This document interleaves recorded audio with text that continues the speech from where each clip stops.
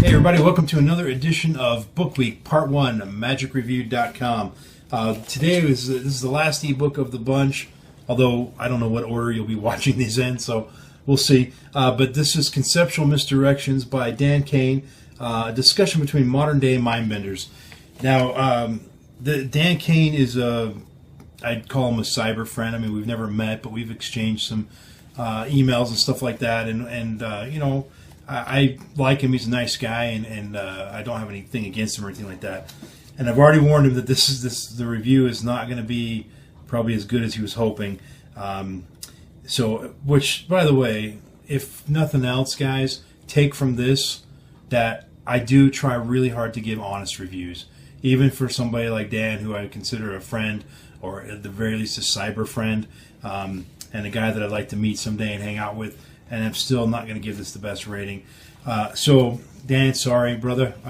But I'm not going to trash it either. But for first thing, it's only $6. So if you're just curious about it, it might be worth it just for that.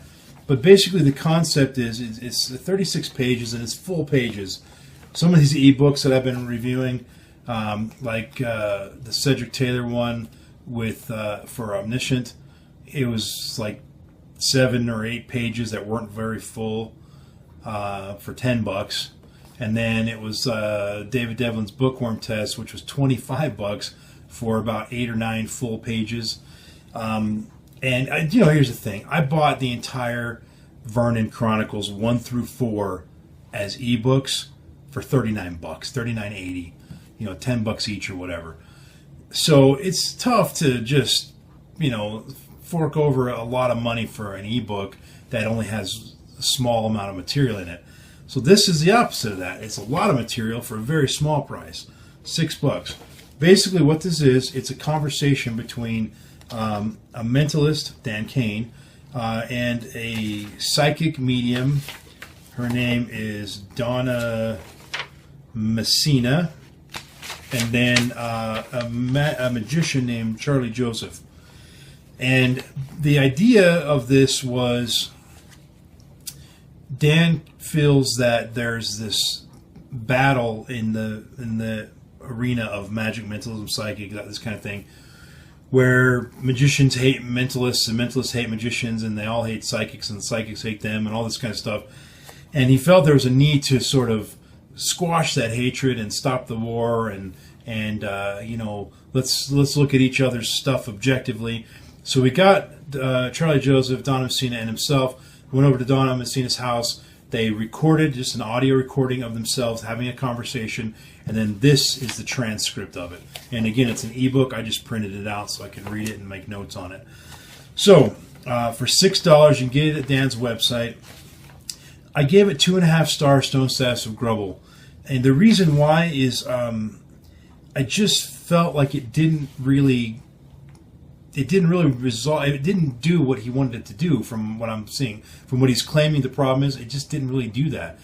There were some cool moments in the conversations. There were some fun little exchanges, but it didn't really address this war that he's talking about. It didn't really bring any of that out in the open. It didn't really talk about what to do to resolve it. It just seemed like it kind of was 3 friends hanging out talking, and it never really went anywhere specific. And so I just felt like it just kind of fell short there. Again, there are some interesting things. There's some weird dreams that Dan and I think Dan Cain and Charlie Joseph, I think they both mentioned some weird dreams. And Donna Messina talks about dream interpretation a little bit. But, it's not a horrible thing. It's well written. I found a few typos, but nothing major. It's just that I felt like it kind of fell short of the intent of what the ad copy was claiming, and it just kind of was. He said, if you ever want to be a fly on a wall in a conversation like this, here's your opportunity. Yeah, you are kind of getting that sense of being a fly on the wall in this conversation, but it's a conversation that doesn't really go anywhere for the most part. So enough of that. I don't want to bash it or anything, but 2.5 stars. Stone that's a grubble, and then for you new folks, gem is good, rubble is bad. That's a play on my last name being stone. Gem and rubble, gemstones, or rubble, a pile of rocks. Grubble is somewhere in between. And typically grubble is reserved for stuff where I certainly can't say, yes, this is a gem, you're going to love it. But I certainly can't say, oh, this is a piece of crap, you're going to hate it. And so it's somewhere in between. And so, anyway, sorry, Dan. Still love you, brother. But 2.5 star stone status of grubble. I almost went right to the sign-off here without doing a random iTunes song. The moment. How flustered I am. Let's check it out. Yes! Oh, that's funny. Depending on the order you watch this in, you'll know why that's funny. Give me a minute to write this down.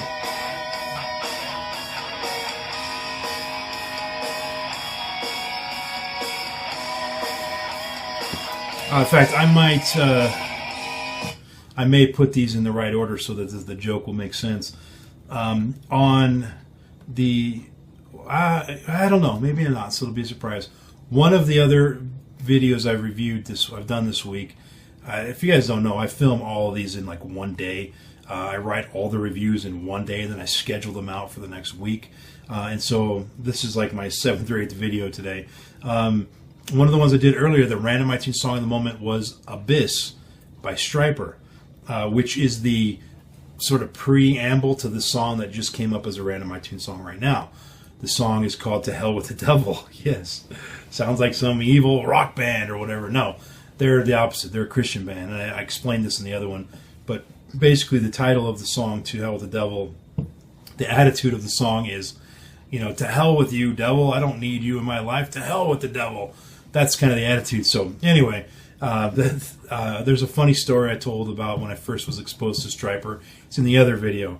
So, kind of cool, though, that we got the first track on the album and the second track on the album all on a random iTunes song of the moment.